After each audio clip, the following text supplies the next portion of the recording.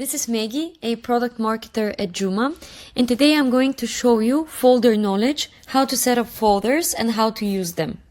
This is a layer of context that sits between your project knowledge and your individual chats. Inside your projects, you can create folders. Folders help you organize your chats case by case, but they can also have their own knowledge layer.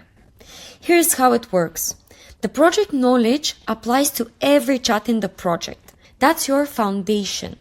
Brand guidelines, client info, basically general context your assistant needs to know. Folder knowledge is specific to chats created within the folder only.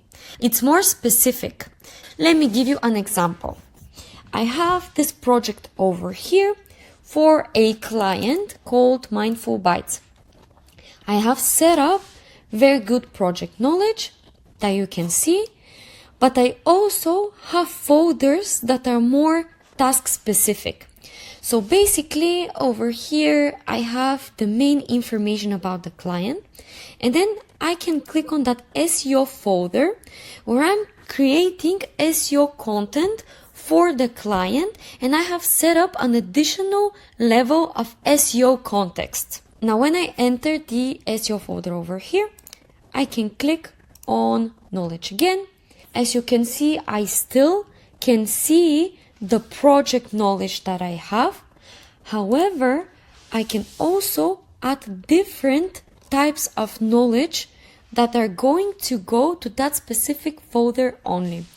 For example, I'm going to delete that one, click on SEO, and add this SEO outline example, as well as this chat over here that I have created about content strategy and SEO.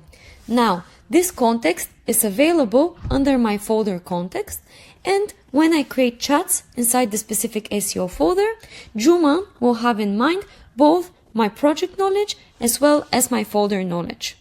I'm going to go back to my Mindful Bites project. In the A/B tests folder, I have added A/B testing guidelines and best practices.